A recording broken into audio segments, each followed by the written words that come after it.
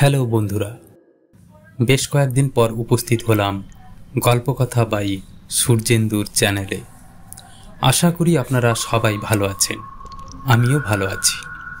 বেশ কয়েকদিন একটু ব্যস্ত ছিলাম নিজের ব্যক্তিগত কিছু কাজ নিয়ে। সেই কাজের ফাঁকে একটু একটু করে লিখে ফেলেছি আজকের এই গল্পটি। গল্প না বলে সত্য ঘটনা অবলম্বনে লেখা বলতে পারেন। ঘটনাটি আমার নিজের সাথে ঘটেছে, অর্থাৎ আমার পরিবারের সাথেই ঘটেছে। কি সেই ভয়ঙ্কর ঘটনা জানতে হলে অবশ্যই আজকের এই গল্পটি শুনতে হবে। বন্ধুরা, গল্প শুরুর আগে কিছু কথা না বললে নয়। গল্প কখনো নেশা জাতীয় দ্রব্য সেবনকে মান্যতা দেয় না।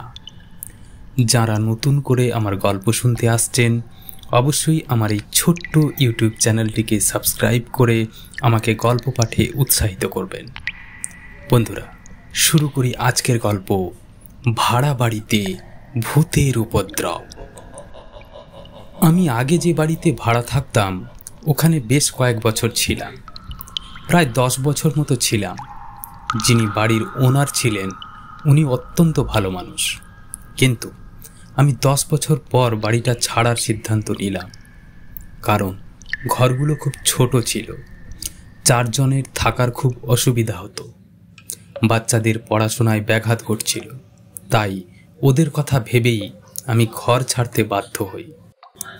আমার পুরানো বাড়ির ওনার আমাকে একবারও বেরিয়ে যেতে বলেনি, বরং উনি খুব চিন্তিত ছিলেন আমাকে নিয়ে। কারণ নতুন জায়গা, নতুন পরিবেশ কেমন হবে, আমার স্ত্রী, 2টো বাচ্চা নিয়ে একা থাকবে, আজকাল মানুষের যা মতিগতি তা বোঝা মুশকিল, এই ভেবেই তিনি চিন্তিত ছিলেন। তাছাড়া ওনার বক্তব্য, আমরা এখান থেকে ছেড়ে গেলে নতুন যে বা যারা তাঁর বাড়িতে ভাড়া আসবে তারা কেমন হবে তিনি তো জানেন না। যাই হোক, আমি এক দালালকে বলে রেখেছিলাম ঘরের কথা। সে আমাকে বেশ কয়েকটা ঘর দেখায়, যার মধ্যে একটা ঘর আমার পছন্দ হয়। যথারীতি আমি নির্ধারিত দিনে ওই বাড়িতে উঠি। এবার আপনাদের বর্ণনা করি নতুন বাড়িটির অবস্থান। যদি আপনি 4টে দিক ভাগ করেন তাহলে পূর্ব, পশ্চিম, উত্তর ও দক্ষিণ দিক দাঁড়ায়। বাড়িটির উত্তর দিকে বারান্দা আছে, পশ্চিম দিকে কিচেন ও বাথরুম আছে। আমি ফার্স্ট ফ্লোরে এসে থাকতে শুরু করি। প্রথম দিন আমরা খুব ক্লান্ত ছিলাম, কারণ পুরনো বাড়ি থেকে জিনিসপত্র সব বয়ে নিয়ে এসে নতুন বাড়িতে একটা সেটআপ তৈরি করতে অনেক ধকল পোহাতে হয়েছে। তাই প্রথম দিন রাত্রে আমরা ক্লান্তির রেশ কাটাতে কোনো মতে ঘুমিয়ে পড়ি। বন্ধুরা, এরপর শুরু হয় উৎপাত, অর্থাৎ সেই ভৌতিক উপদ্রব শুরু হয়। যে ভৌতিক উপদ্রবের ঘটনার কথাটা আজ আপনাদের সাথে গল্পের ছলে শেয়ার করতে উপস্থিত হয়েছি। তো বন্ধুরা, দ্বিতীয় দিন আমি অফিস থেকে ফিরতেই আমার স্ত্রী আমাকে বলল, আজ দুপুরবেলা নাকি ঘরের মধ্যে ও কিছু একটা উপস্থিতি টের পেয়েছে। আমি মোজা খুলতে খুলতে বললাম, ওটা তোমার মনের ভ্রম হতে পারে।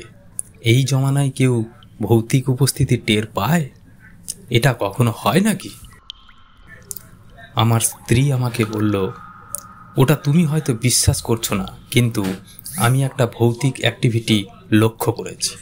কারণ দেখো, এই রুম থেকে ওই রুমে যেতে মাঝে যে পার্টিশন রয়েছে ওখানে কিন্তু আমাদের কোনো পর্দা ঝোলানো নেই। আর আমি আচমকাই ওখানে একটা সাদা পর্দাকে বারবার উঠতে দেখেছি। স্ত্রীর মুখ থেকে এমন কথা শুনে আমি একটু অবাক হলাম। তারপর ওকে বললাম, তুমি ওটা কখন দেখেছিলে, দিনের বেলা না রাত্রির বেলা? অর্থাৎ দুপুরবেলা এও হতে পারে, ওই সময় বাইরে থেকে সূর্যের আলো এসে ওই জায়গাটায় পড়ছিল। ওই আবছায়া আলো আঁধারের খেলাটাকে তোমার পর্দা মনে হতে পারে। সুতরাং ওই ভেবে কোনো লাভ নেই। তাছাড়া কাল থেকে আজ এখনো পর্যন্ত তুমি কি রাতের বেলায় এরকম সাদা পর্দা উঠতে দেখেছ? স্ত্রী খানিকক্ষণ চুপ থেকে বলল, না, রাতের বেলা আমি সেরকম কিছু দেখিনি। ছোট ছেলেকে কোলে নিয়ে বললাম, ছাড়ো তো ওসব কথা। ভূত বলে দেশে আর কিছু নেই। যেখানে মানুষ এত গিজগিজ করে সেখানে তোমার মনে হয় ভূতের উৎপাত লক্ষ্য করা যাবে? আরে ভূতকে প্রকট হতে হলেও একটা নিরিবিলি জায়গা দিতে হয়। যেরকম ধরো শ্মশান, কবরস্থান, ফাঁকা মাঠ, পরিত্যক্ত বাড়ি, পুরনো কোনো গাছ যেমন বটগাছ বা অশ্বত্থ গাছ, রাতের আঁধার, এইসব জায়গায় ভূতের উৎপাত বেশি লক্ষ্য করা যায়। তুমি এত মানুষের মাঝে ভূত খুঁজে বেড়ালে এটা তোমার মনের ভ্রম ছাড়া আর কিছুই নয়। ব্যাপারটা তোমাকে বোঝাতে পারলাম? বন্ধুরা, এই বিষয়ে স্ত্রী আর বিশেষ কোনো কথা না বাড়িয়ে আমাকে বলল, তুমি যাও আগে হাত মুখ ধুয়ে এসো, আমাদের খেতে হবে। আজ বিকেলবেলা সেরকম কিছু খাওয়া হয়নি, তাই খিদে পেয়েছে। তুমি হাত মুখ ধুয়ে আসলেই আমি খাবার গরম করে টেবিলে রাখছি। আমিও বললাম, ঠিক বলেছ, আমারও খুব খিদে পেয়েছে, কারণ বিকেলবেলা অফিসে আমি খাওয়ার সময় পাইনি। যথারীতি রাতের খাওয়া দাওয়া সেরে সবাই আমরা ঘুমোতে যাই। আমিও ঘুমোতে যাই। মোবাইলটা স্ক্রল করে কিছু রিলস ভিডিও দেখছিলাম, আর তখনই মনে হলো যাই একটা গল্প লিখে ফেলি, কারণ ইউটিউবে বেশ কিছুদিন ধরে আমার গল্প দেওয়া হয়নি। পাশের ঘরে গিয়ে গল্প লিখব বলে নিজের ভাবনাকে গল্পের জগতে বিলিয়ে দেওয়ার চেষ্টা করছি। মিনিট 5 বসে বসে ভাবছি আর জানালা দিয়ে বাইরের পরিবেশটা দেখছি। বাইরে জ্যোৎস্নার আলো পরিষ্কার, আর জ্যোৎস্নার আলোর প্রখরতা অনেকটাই ছিল। তখন রাত প্রায় 1টা বাজে। আশেপাশের বাড়ির সবার ঘরের আলো বন্ধ, শুধুমাত্র কয়েকটা স্ট্রিট লাইট জ্বলছে, আর তার সাথে জ্যোৎস্নার আলো মিলেমিশে একাকার। ব্যাস, ঠিক ওই সময় মাথায় একটা গল্পের প্লট চলে আসে, আর আমি নিজের মনে গল্পটা লিখে চলেছি। মাঝে সাঝে আমারও মনে হচ্ছিল কেউ যেন একটা, আমি যে ঘরে বসে লিখছি সেই ঘরের আর পাশের ঘরের মাঝখানে যে পার্টিশনটা রয়েছে, ওখানে একটা সাদা কিছু বারবার নড়ে উঠছে। বন্ধুরা, আর চোখে কখনো দেখছি, আবার কখনো লেখায় মন দিচ্ছি। তখনও পর্যন্ত আমার মনের মধ্যে ভৌতিক ব্যাপারটা জাগ্রত হয়। আমি ঘণ্টাখানেক আপন মনে লিখে চলেছি। হঠাৎ বাইরে কুকুরের ডাক শুনতে পেলাম, আর আমি লেখাটা বন্ধ করে জানালার কাছে গিয়ে দেখবার চেষ্টা করলাম কুকুরগুলো এতক্ষণ ধরে ঘেউ ঘেউ করছে কেন। বন্ধুরা, এরপর নজরে পড়ল একটা গাছের গোড়ার দিকে। ওখানে সাদা কাপড় পরিহিতা কেউ একজন দাঁড়িয়ে রয়েছে।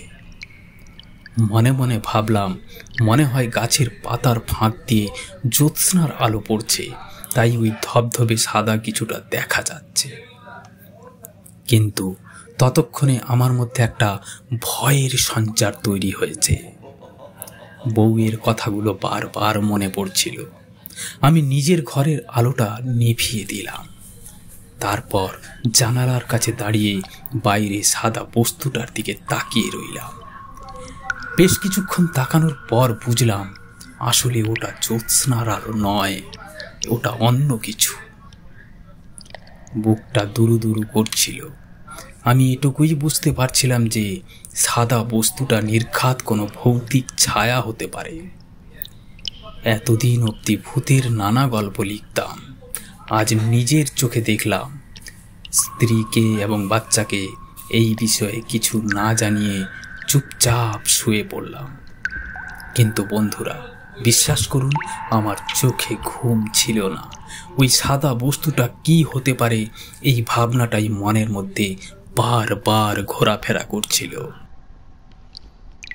এইসব 7-5 ভাবতে ভাবতে কখন যে আমার চোখে ঘুম এসেছে আমি নিজেই জানি না। হঠাৎ ঘুমের মধ্যেই আমার মনে হলো কেউ যেন ঘরের মধ্যে একটা আলো জ্বালিয়েছে, এবং সেই আলোটা এতটাই তীব্র ছিল যে আমার চোখে এসে পড়ছিল, এবং আমি কোনো মতেই চোখ খুলতে পারছিলাম না। দুটো চোখের মনি বরাবর মনে হচ্ছিল যেন কারুর একটা নগ্ন হাতের ইশারা আমাকে করছে। ততক্ষণে আমার সারা শরীর থেকে ঘাম ঝরতে শুরু করেছে। আমি বারবার নার্ভাস হচ্ছিলাম, আর আমার ঘুমও ভেঙে গিয়েছিল। আমি বুঝে উঠতে পারছিলাম না যে এই মুহূর্তটায় নিজের চোখ খোলাটা উচিত হবে নাকি অনুচিত হবে। বন্ধুরা, বিশ্বাস করবেন না, সেই সময় হয়তো আমার সাথে ভগবান সাথ দিয়েছিলেন। আমার মনে হলো যে আমি অন্তত একবার হনুমান চালিসাটা মুখে আওড়াই। তাই আমি জয় হনুমান জ্ঞান গুণ সাগর এই মন্ত্রটি জপ করতে শুরু করলাম, এবং কটা লাইন যখন আমি বারবার মুখে আওড়ানো শুরু করলাম, তখন আশ্চর্যজনকভাবে সেই আলোর রোশনাই আস্তে আস্তে নিভে গেল। চোখ বন্ধ অবস্থাতেই অনুভব করছিলাম যে ঘরের মধ্যে অন্ধকার নেমে এসেছে, আর আমার শরীরটা থেকে ঘাম ধীরে ধীরে শুকোতে শুরু করে। ওই সময়টায় আমার শরীরটা খুব ভারী হয়ে গেছিল। ধীরে ধীরে আমার শরীর হালকা হতে শুরু করে। আমি চোখ খুলে দেখলাম ঘরে কেবল নাইট বাল্ব জ্বলছে। উঠে চোখ মুখ ধুয়ে জল দিলাম। সেদিন রাতে কাউকে কিচ্ছু বলিনি। পরের দিন সকালে স্ত্রীকে বললাম, ঘরে ধূপধুনো ভালো করে দিও, বিশেষ করে সন্ধ্যাবেলায়। ও আর এই ধূপধুনো নিয়ে বিশেষ কিছু জিজ্ঞেস করলো না, শুধু বলল ঠিক আছে। বন্ধুরা, দ্বিতীয় দিন রাতে আবার লিখতে বসেছি। এবার আর লেখায় মন বসছে না, কেবল মাথায় সেই অদ্ভুত ছায়া দৃশ্যের কথা মনে পড়ছিল। হঠাৎ শুনতে পেলাম কেউ যেন ওপরতলার সিঁড়ি বেয়ে নিচে নামছে। আমি উঠে দরজার পাশে দাঁড়ালাম, কান পেতে শোনার চেষ্টা করছি আসলে এই আওয়াজটা কি হতে পারে। এই মধ্যরাতে কে নামছে সিঁড়ি বেয়ে? বন্ধুরা, ওই পায়েলের আওয়াজ ঠিক আমার ঘরের দরজার সামনে এসেই থেমে গেল। আমি ভয়ে খাটে এসে বসলাম আর নিজের ফোনে হনুমান চালিসা গানটা চালালাম। আমার স্ত্রী শুয়েছিল, সে আমাকে জোর জোর হনুমান চালিসা বাজাতে শুনে জেগে যায়। ওকে সব ঘটনার কথা ফিস ফিস করে বললাম। ও বলল সেও নাকি ওই পায়েলের আওয়াজ শুনেছে। যাই হোক, পরের দিন সকালবেলা আমাদের উপরের তলায় যারা ভাড়া থাকতো তারা দেখলাম নিজেদের লাগেজপত্র নিয়ে সম্ভবত অন্য কোথাও শিফট হচ্ছে। আমি একটু অতি উৎসাহী হয়ে জিজ্ঞেস করলাম, দাদা, আপনারা কি অন্য কোথাও শিফট হচ্ছেন? ভদ্রলোক প্রায় আমার কানের কাছে এসে ফিস ফিস করে বললেন, আপনিও পারলে অন্য কোথাও শিফট করে নিন, এই বাড়িতে ভূত থাকে। আমার মেয়েটা কদিন ধরে কিচ্ছু খাচ্ছিল না, আমরা ঝাড়ফুঁক করাতে নিয়ে গিয়েছিলাম। সে তো ঠাকুরের সামনে বসতেই চাইছিল না। ঠাকুর মশাইকে ওই বাড়ি সম্পর্কে বলতে উনি বললেন এই বাড়িতে একটা মেয়ে নাকি সুইসাইড করেছিল, ওর আত্মা এই বাড়িতেই আছে। আমরা প্রতিদিন রাতে মেয়েটার কান্না, পায়েলের আওয়াজ শুনতে পাই। বাইরে যে আম গাছ আছে ওই গোড়ায় মেয়েটাকে মধ্যরাতে আমরা কখনো সখনো দাঁড়িয়ে থাকতে দেখেছি। বন্ধুরা, ওনার মুখ থেকে এই সব কথা শুনে আমার গা হাত পা ঠান্ডা হতে শুরু করে। আমি ঘরে এসে বউকে বলতে সে তো কাঁদো কাঁদো অবস্থা। সেই দিন রাত থেকে বউয়ের ধুম জ্বর আসে। আমি তো চিন্তায় পড়লাম। অফিস ছুটি নিলাম, বউকে ডাক্তার দেখালাম। ডাক্তার ওষুধ দিল, কিন্তু বিশ্বাস করুন 3 দিন ওষুধ খেয়েও বউয়ের শরীরে ওষুধ কোনো কাজ করছিল না। আমি আবারও বেশ চিন্তায় পড়লাম। এদিকে অফিস কামাই, ওদিকে ঘরে 2 ছোট ছোট বাচ্চা, রান্না খাওয়া সামলানো আমার পক্ষে মুশকিল হচ্ছিল। একদিন মুদির দোকানে কিছু বাজার করতে গিয়ে দোকানদার আমাকে জিজ্ঞেস করলো, কি দাদা, আপনারা সামনের বাড়িতে উঠেছেন? আমি একটু অতি উৎসাহিত হয়ে বললাম, হ্যাঁ, সামনের বাড়িতেই উঠেছি, কেন বলুন তো? দোকানদার একটু এদিক ওদিক দেখে নিয়ে আমাকে বললেন, দাদা, কিছু মনে করবেন না, আসলে ওই বাড়িটা ভালো নয়। 6 মাস আগে ওই বাড়িটায় একটা মেয়ে গলায় দড়ি দিয়ে আত্মহত্যা করেছে। মেয়েটা একাই থাকতো। সেই থেকে এই বাড়িটায় ভূতের উৎপাত বেড়েছে। যে কজন ভাড়াটিয়া ছিল সবাই আপাতত ছেড়ে চলে গেছে। আপনি আর একজন সম্ভবত নতুন ভাড়ায় এসছেন। তবে আজ যেটা দেখলাম, একজন ভাড়াটিয়া উনিও চলে গেছেন। তাই আপনাকে পরামর্শ দেব যে আপনিও এই বাড়িটা ছেড়ে অন্য কোথাও চলে যান। ছোট ছোট বাচ্চা নিয়ে থাকছেন, আপনারই ক্ষতি হয়ে যাবে। বন্ধুরা, মুদি দোকানদারের মুখ থেকে এ জাতীয় কথা শুনে আমি কনফার্ম হয়ে গেলাম যে সত্যি এই বাড়িটা ভুতুড়ে বাড়ি এবং এই বাড়িতে থাকা নিরাপদ নয়। আমাকে শীঘ্রই এই বাড়ি ছেড়ে যেতে হবে। ঘরে ফিরে এসে দেখি বউ কেমন জানালার দিকে নিষ্পলক তাকিয়ে রয়েছে। আমি যতই ডাকি ও আমার কথা শুনছেই না।